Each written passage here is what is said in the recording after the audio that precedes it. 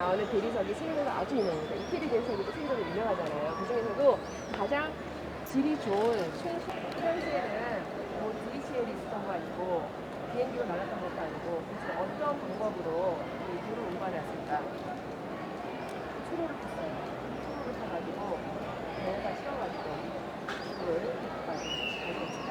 그래가지고 성장을 저지르고 굉장히 많은 노력과 인명에 의해서 지어진 성당이라고 할 수 있고, 하지만 성당으로서의 가치는 그다지 없는 성당입니다.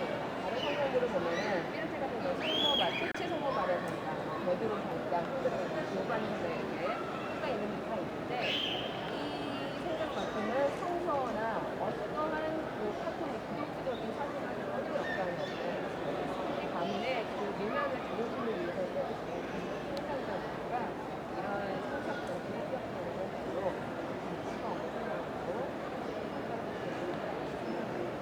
자, 이게 광장이 이 부호로 광장인데 이쪽 건물이 그 갈레리아의 정면부에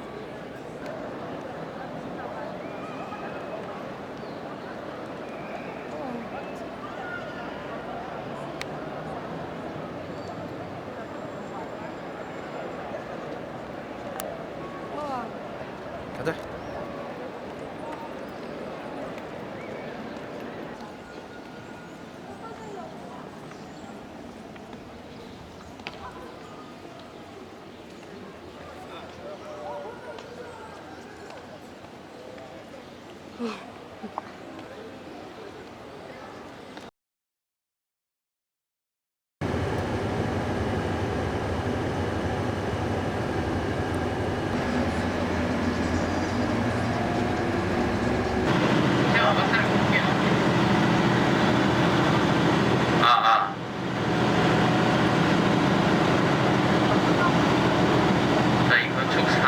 책을 써서 이스라엘 건축사에서 자리 매김을 하게 됩니다.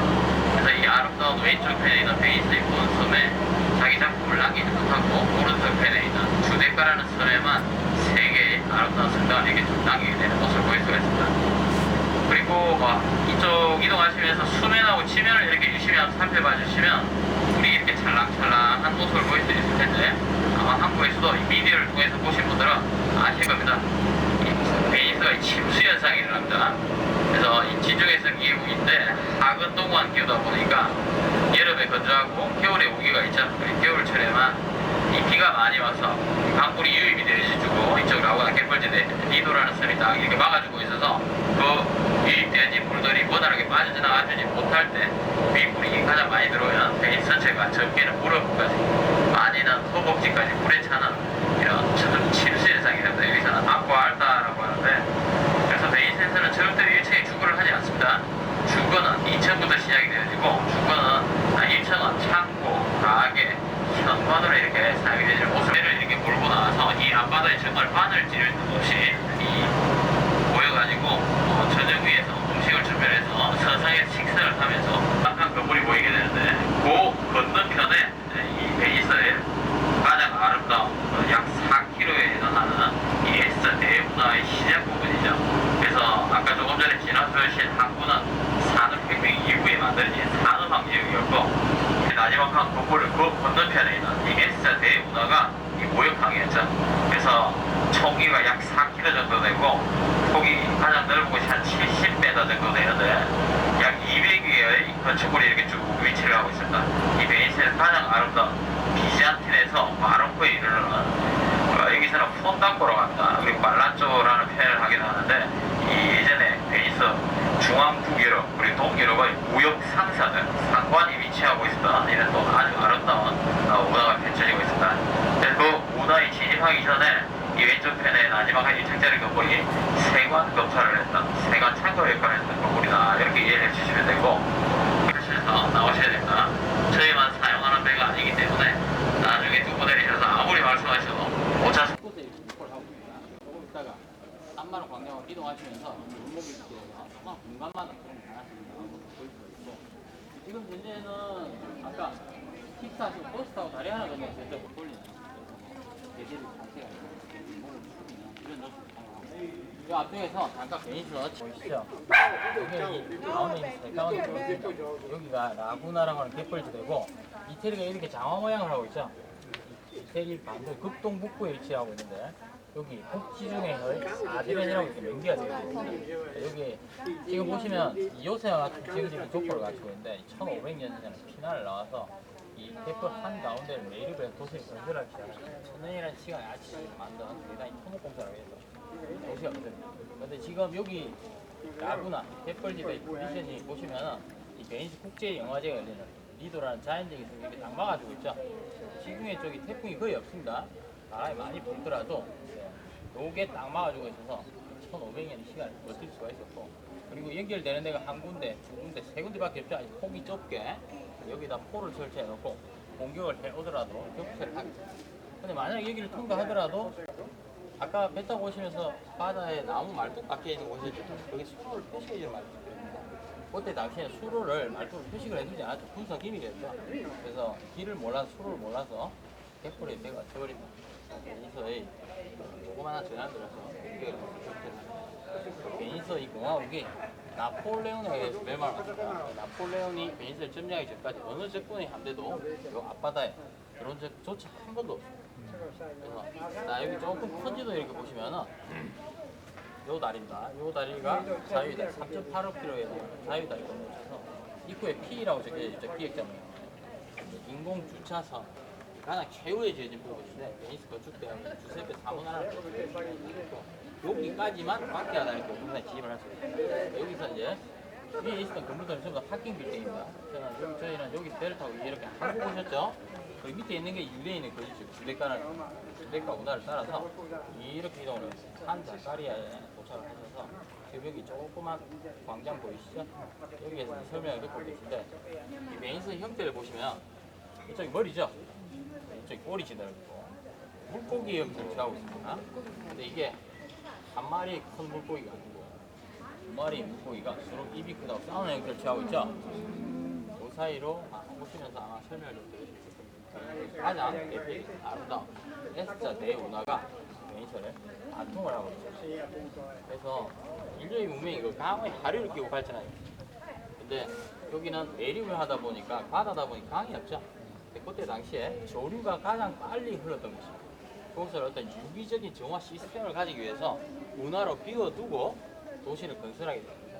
그리고 이 물고기 형태도 디자인이 되어진 게 아닙니다. 아주 자발적으로 피난을 교구 단위로 피난을 나오게 되는데 지금 보시면 섬이 하나, 두 개가 아니라 요런 파란 선들 보이시죠? 요런 파란 선들이 아까 말씀드린 니오라고 말씀드렸던 골목을 합니다. 베니스 전체를 모세일 같이 모르고 있죠? 섬이 보시면은 요렇게 하나, 둘, 넷, 다섯, 여섯, 일곱, 여덟, 아홉, 열 이렇게 제가 한 5분 정도 쉬면은 118개. 이 118개의 섬을 배 타고 오시면서 아마 유심히 보신 분들은 아치 형태를 취하고 있는 조그마한 다리 나가거든요. 350개의 다리가 해결시켜줍니다.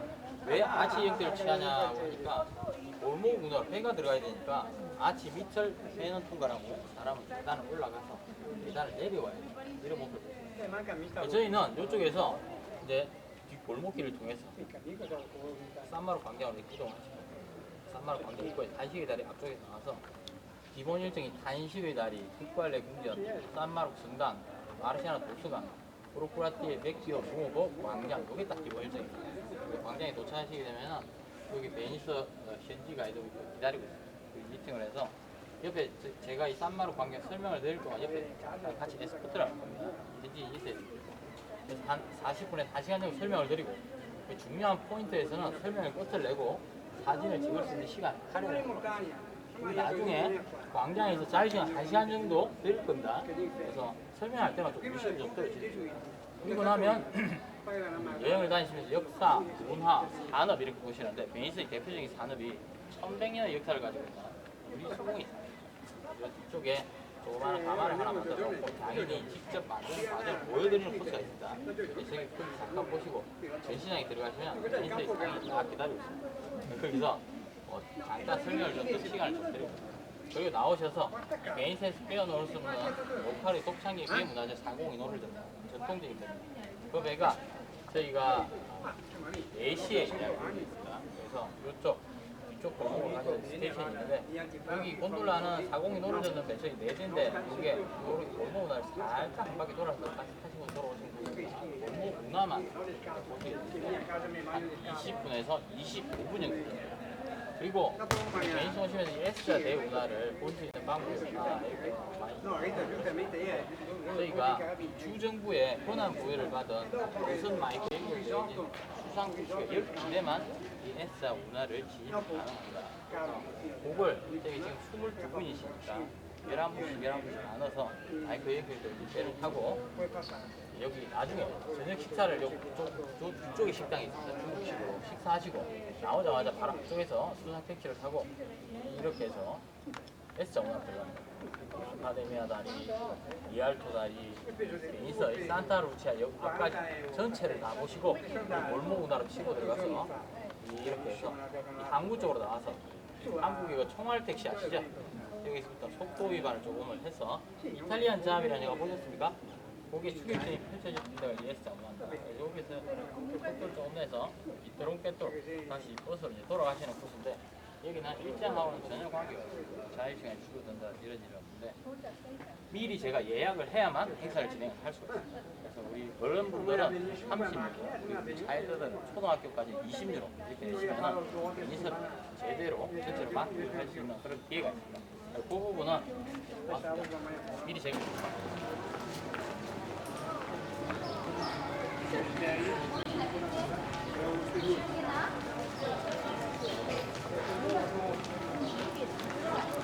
아빠도 곤돌라서 뭐 엘리베이터 이런 건 줄 알았더니 어? 예? 우선 여기 안에 있지. 자, 여기 앞쪽으로 좀 오시죠. 저기 제가 설명을 드릴 수 있는데 그늘이 있으면 그늘을 찾는데 그늘이 없을 때가 있습니다. 용서가 안 되는. 자, 저희 뒤쪽에 운하 쪽을 보시면은 운하 쪽을 보시면서 왼쪽 편에 있는 건물 아까 배 타고 들어오면 잠깐 말씀을 드렸죠. 발라조 뚜칼레 베니스 공화국 입법 사법 굉장히 관공서가 있었고 베니스 공화국 집정자인 또제가 기결한 뚜칼레 궁전입니다. 자, 우리 오른쪽 편의 건물 한번 보시죠. 보시기에 어떤 용도로 사용됐던 건물 같습니까? 아, 또 공부를 많이 하고 오셔서 바로 맞추시는데 재미가 좀 없습니다. 이 감옥입니다, 감옥. 창살이 여시시하죠? 그래서 이 뚜칼레 궁전에 있는 재판소에서 재판을 받고 실형을 선고받게 되면은 궁전과 감옥을 연결시키는 다리 보이시죠? 요 다리를 통해서 바로 요 감옥에 갇히게 됩니다. 근데 요 감옥에 창문을 유심히 보시면 창살 뒤가 막혀져 있죠? 전혀 채광이 되지 않는 창문입니다. 한 번 갇히게 되면 햇볕을 못 보게 되죠. 감옥에 갇히기 바로 직전에 요 다리 위에 두 개의 창문 보이시죠? 예. 그 창문을 통해서 마지막으로 오늘 같은 푸른 하늘을 보게 됩니다. 그리고 그 창틀을 부여잡고 아, 이게 내가 마지막으로 보는 하늘이구나. 내가 왜 죄를 지었지? 신세 한탄을 했었던. 그래서 이 다리가 그 유명한 베니스의 폰테 데이 소스피리 탄식의 다리로 불려지고 있습니다. 탄식의 다리. 근데 이 감옥에서 유일하게 한 사람이 탈출했습니다.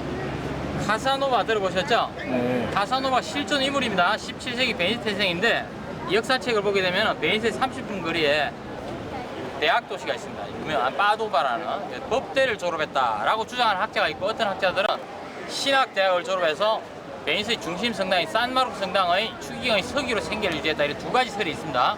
근데 실질적으로는 음악과 문학을 사랑했던 풍류가였죠. 지식인 계층이었고 귀부인들 사이에서 인기가 많았습니다. 각종 연회에 초대를 받아 초대 손님입니다. 근데 이 카사노바가 여자하고만 연애를 한 게 아니라 남자하고도 연애를 했습니다.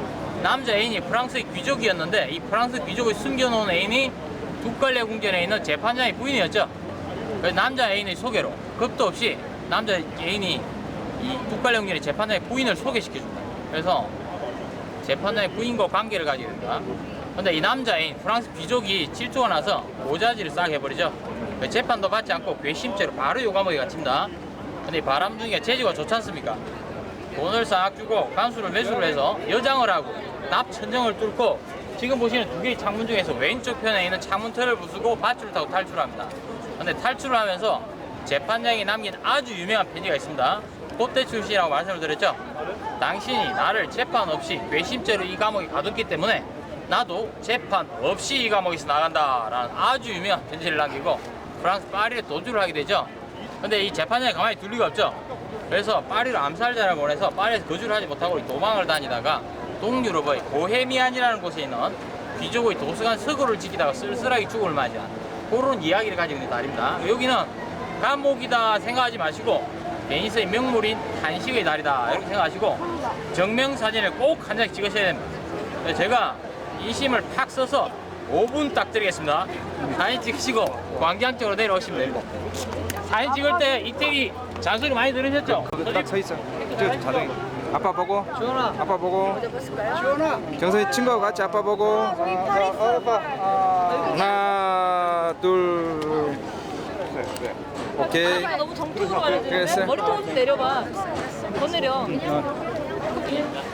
이해하라 하시라고 하는 분인데 요번에 제가 광장에서 한 40분을 설명해야 되면 흩어다니거든요. 이태리 말로 회사를 본조르노라고 합니다. 박수 한번 치시면서 본조르노가 있어요. 본조르노. 자, 그러면 광장 쪽으로 천천히 이동하시죠.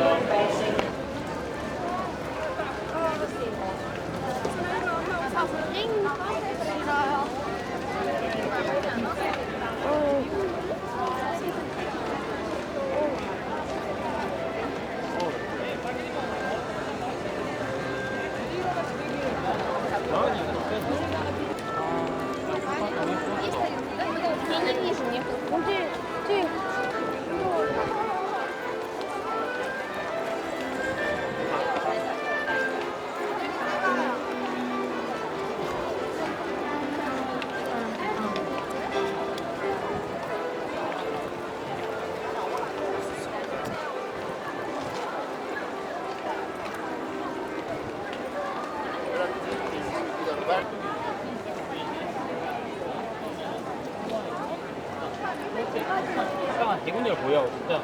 프랑스의 기사단에게 대군을 지원을 해줍니다.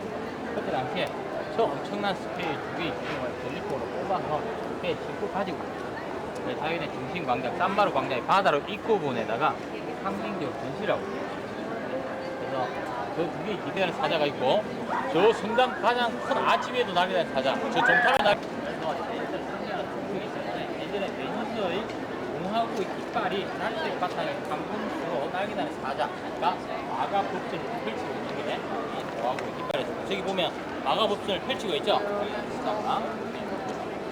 자, 그리고 국발의 공기라는 거 보시면은 베네치안 분위기라는 아주 인상적인 분위기가 보여져 있어요. 동서 유럽을 연결시켜주는 대상무역 포함에 비잔티는 곡선이 또 들어가죠. 이렇게 해서 보시면 위에 있는 동그란 서로가 입 모양도 뒤에 비잔티는 곡선이거든요.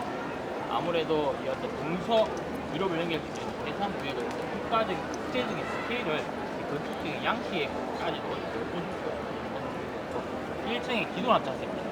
1층의 기둥이 비례에 맞지 않게 짧고 굵죠?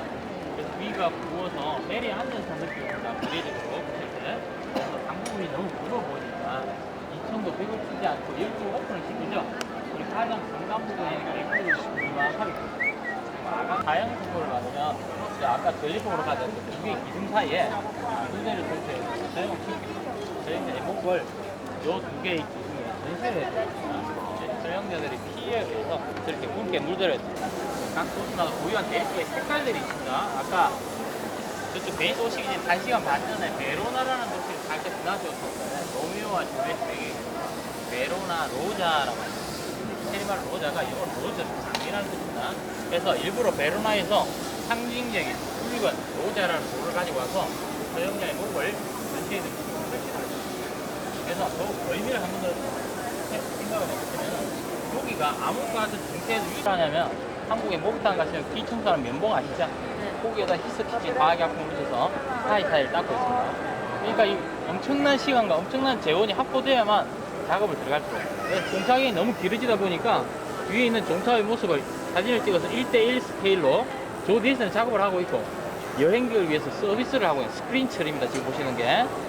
자, 그래서 시간의 개념이 조금 틀립니다. 자, 그러면 여기 광장 입구에서 전리품 기둥, 국발레 궁전, 나라시대 십자가 있죠. 십자가 4개, 여기가 색깔가지고 있고 정면에서 보시면 가운데 큰 아치가 있고 양쪽으로 두 개의 작은 아치가 대칭을 이루고 있죠. 자, 아치 밑에 보시는 게 그림이 아닙니다. 모자이크입니다. 비잔틴 예술의 정수가 모자이크죠. 노란 색깔은 24K 순금입니다. 여기 금이라고 말씀을 드리면 자유시간 될 때 밑에 밑에서 자꾸 왔다 갔다 하시는데 금가루가 안 떨어져 있습니다. 그 모자이크 위에다가 금을 입히고 그 위에 유리를 색깔을 한 겹이 달렸습니다. 자, 그리고 이 모자이크가 이 마가성의 유골이 처음부터 이거 베이스에 묻혀져 있는 게 아닙니다. 처음에는 이집트 아시죠? 이집트는 회교도 지역인데 이집트의 알렉산드리아에 있는 수도원에 모셔져 있어요. 근데 기원후 832년도에 이집트에서 기독교 박해가 일어나죠. 보통을 따서 베이스의 상인들이 돈을 주고 사옵니다. 상인의 수호 승인을 모시기 위해서. 그 이전에 최초의 수호 승인이 저 오른쪽 기둥에 있는 웬 어부 같은 사람 보이시죠? 생각하기 위해서 3륜승이라고 표현하겠습니다. 3륜승이다 보니까 표현을 화려하게 하지 않고 돈스럽게 어부같이 표현해놨죠. 근데 이 에오도로 승인의 수호도 물론 용입니다. 저 밑에 밟고 있는 게 아무가 아닙니다. 저게 용입니다. 그래서 성인이 3륜 성인이다 보니까 수호도 3륜 택기 여인이 아닌가 하는 개인적인 해석을 해보고, 그래서 마가 승인의 유골을 돈 주고 사오면서 지금 보시는 성당을 대단히 확장 공사에 들어가서 832년도에 1113년도에 완공이 된 모습입니다. 자, 이 마가 승인의 유골을 흰 천에 싸서 들고 나오고 있죠. 그리고 가운데 반은 부분에 보시면 이집트의 알렉산드리아, 그때도 국제적인 항구였습니다. 머리에 터빈을 들고 쓴 사람들 보이시죠? 이 사람들이 회고도 세관원들입니다. 정보를 입수하고 마가 승인의 유골을 찾으려고 수색을 하러 나왔습니다. 그래서 가운데 녹색 망토를 걸치고 있는 세관원이 밑에 있는 골망테이 같은 바늘을 가리키면서 이게 뭐냐 이렇게 물어보죠. 그러니까 이쪽 끝에 상선의 선원이 붉은 옷을 입고 이렇게 하면서 우리 선원들을 위한 돼지고기입니다 이렇게 대답합니다. 회교도들이 돼지고기 하면 칠색을 합니다. 먹지도 않고. 그래서 관 위에 파란 옷을 입고 흰 수염이 난 세관이 코를 막고 있죠. 막 돼지고기 하면서 군사를 안 하게 돼요. 그래서 그 무사히 세관은 군사를 통과할 수 있던 아주 순간적인 기지와 순발력을 가졌던 상인들이죠. 그래서 아직까지도 이 베니스의 상입니다라는 재미가 남아있습니다. 자, 두 번째 모델 보시면 그 마가팅의 인골을 실은 상수의 베니스에 도착을 했습니다. 그래서 가운데 가는 부분에 강덕으로 인골을 빠지 않죠. 왼쪽 아치 뱅크에 보시면 상순의 전원들이 마가팅의 인골을 실은 바늘 어깨에 짊어져서 베이스 내리고 있죠. 그 위에 저쪽은 포의 색깔도 다지색이죠. 자, 베니스 바로도 이 색깔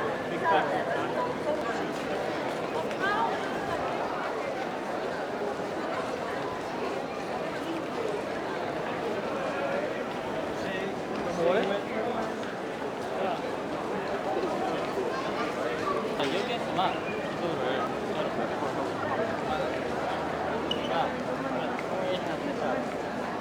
이런 디자인이 아니고 그냥 동유럽에 그대로 있는 오리지널을 그냥 그대로 가져가서 구조적인 해결을 줘서 똑같이 해놨습니다. 일단에 대리 기둥만 보시면은 대리 기둥 색깔이 다 틀리죠? 여기도 틀리고 굵기도 다 틀립니다. 나중에 이제 자유시간 때 가까이 가서 한번 보시면 주두 양기도 다 틀리고. 그 이유가 베이스가 이 해상무역을 필터해서 많은 개전을 겪게 되는데 이 개전에 승리를 할 때마다 한국 촉감에 다음에 이제 기둥을 뿌리채 뽑아 온다고 기둥 컬렉션을 했습니다. 아까 보신 큰 두 개의 기둥뿐만 아니라 그런 조그마한 기둥들도 실리콘을 가져와서 창고 안에 딱 채워두었다가 처음에는 국발레 궁전의 조그마한 부속 예배당이었죠. 베니스 공화국의 십정자인 도제가 와서 개인적인 기도를 드리고 이 도제들이 무덤이 위치하고 있던 조그마한 성당입니다. 근데 마가 승인의 유골을 이집트에서 기원 후 832년도에 모셔오면서 대단히 확장 공사에 들어가서 1113년도에 완공이 됐습니다. 재건설을 할 때 젤리폼을 가지고 들어가서 꺼내서 비잔틴 예술의 정수인 모자이크와 하모니를 가지는 아주 다양한 색깔의 재질을 가지고 있게 되는 이유가 됩니다. 그리고 가운데 큰 아치 위에 4마리 청동발상 보이시죠? 2마리, 2마리. 저 4마리 청동발상도 아까 2개의 큰 기둥을 뽑았습니다. 터키의 컨스탄티노플에서 대전자기기에서 가지고 오는데 저 4마리 청동발상이 베니스 공화국이 나폴레온에 의해서 멸망을 맞는다라고 말씀드렸죠. 나폴레온이 베니스를 점령할 당시에 바로 반사에 싹 사라져버리죠. 파리의 개선문에 잠시 전시가 되었습니다. 저 4마리 청동발상이. 그랬다가 1866년도에 이태리가 통일이 되자마자 가장 먼저 가서 되찾아온 게 저 4마리 청동발상입니다. 어디가 있다고요? 말 있잖아, 말 4마리. 2마리. 청동발상. 어디에요? 어디? 청동말상. 색깔 시큼시큼 건지 말 있잖아. 푸른색 하나, 말. 둘, 셋, 네 개. 하나는 안 보여. 기둥에 다리가 가까라. 두 마리인데. 어디요? 어디? 안 보여. 시큼하게. 그래서 이 저기 사자 1866년도에 금색깔 있지? 통일되자마자 사자 금색깔 그 밑에. 아, 클라라, 조용. 당해놓고 다시 되찾아오는 아주 뛰어난 외교적인 파워를 가지고 있습니다. 소연아, 여기 있잖아. 아시죠? 말 하나, 둘, 셋, 넷. 한분 있죠? 고기 두 마리 들어가 있어요. 자, 우리 여기 센상을 보시면서 이 왼쪽 편에 있는 대단한 부분은 브로크라티의 백교라고 해서 빨래 분기는 다들 관리 들어있고 주거로 지어졌습니다. 백교가 올드. 여기 브로크라티의 노어보, 유라는 뜻입니다. 노어보가. 그래서 주거가 모자란 정축을 하고 있습니다. 근데 지금 현재는 여기 브로크라티의 백교, 오래된 주거 같은 경우는 1층은 지금 하고 있고 요 안쪽 방은 이태리 끝발이 개양이 되어 있죠. 베인스 주정부의 그 지방도로는 오피스동을 이렇게 사용합니다. 그리고 이쪽 건너편 쪽은 여기하고 요 안쪽이 가장 단순하게 간단하게 말씀을 드리면은 외부 공간입니다만 대화를 나눌 수 있는 분위기를 연출하기 위해서 아까 바다 쪽으로 큰 출입구가 뻥 하고 나 있었죠. 근데 광장 안에 들어오시니까 3면이 다 막히죠. 대세적인 공간을 연출하죠. 만약에 한쪽이 오픈이 되어서 마차가 휙휙 다니면서 산만해지게 되죠. 대화를 나누는 분위기가 만들어지지 않습니다. 그래서 대체적인 공간을 연출하고 바다의 양 사이드로 있는 데이트 분위기를 보시면 카페트의 가장자리 배치를 하고 있습니다. 그래서 대화를 나눌 수 있는 분위기를 위해서 바다 디자인과의 상세한 배려를 하고 있고 이 광장에 주민들이 딱 나오면은 모든 볼일을 다 해결할 수가 있습니다. 국가례공전에 입법, 사법, 행정의 관공서에 있어서 세금도 내고 공공도 보고 재판도 보고 중심 성당에 있어서 기도도 드리고 이사도 볼 수가 있습니다. 일주일에 전부 다 시합이 돼서 쇼핑도 할 수가 있었고 그리고 만남의 장소로 사용되는 노천 카페들이 있죠. 팔다리 개모임도 가지시고 장성이 들어오면 파티도 있고 만남의 장소도 있고 근데 광장에 보시면 수평선이 쫙 달리고 있죠. 근데 아주 강한 컨트라스트를 가진 탑이 Y자 타격이 가면서 1909년도에 가로로 공개가 상당히 들었던 게 이게 앞으로 탁 넘어갔으면은 이게 뚜껑은 텅텅 비어 있습니다. 날개 마무리처럼 이게 딱 밑에 픽스를 시켜놓지 않고 축만 살짝 잡아놨습니다. 천사의 날개가 말아가지고죠. 영양계 역할을 합니다. 단순한 장식이 아니라 이 무대 합리적인 어떤 사고를 엮는 기능을 가지고 있습니다. 예전에 본선이었죠. 그래서 바람 어디에서 어디로 부는구나 이런 시프트를 할 수가 있습니다. 자, 그러면 여기 광장에서 산마루 성당 대교 유리에다 광물을 넣어서 유리를 철화시키고 그 광물이 800도 이상의 고온에서 이런 다양한 컬러를 내게 돼요. 그래서 유리를 철화시켜서 유리 크리스탈을 만들고 아주 인텐시브한 색깔을 내게 두 가지 색깔을 아주 광물을 적합하게 배합을 해서 이 tekto닉을 이제 바로 소피아레가 군대라는 뜻입니다. 그래서 풍선처럼 유리볼을 안에 만들어서 속이 비어있는 작품을 만드는 가장 전통적인 대표적인 텍토닉입니다.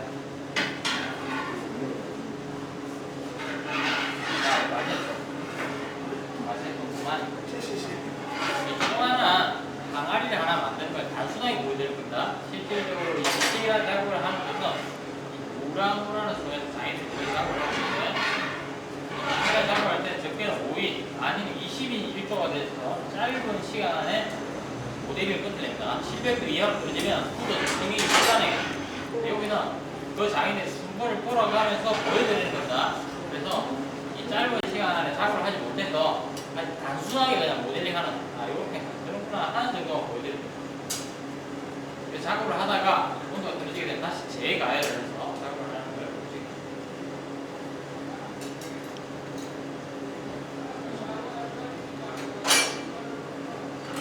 자, 이 1100년이라는 역사와 전통을 가지고 있는데 보시면 전혀 바뀐 게 없습니다.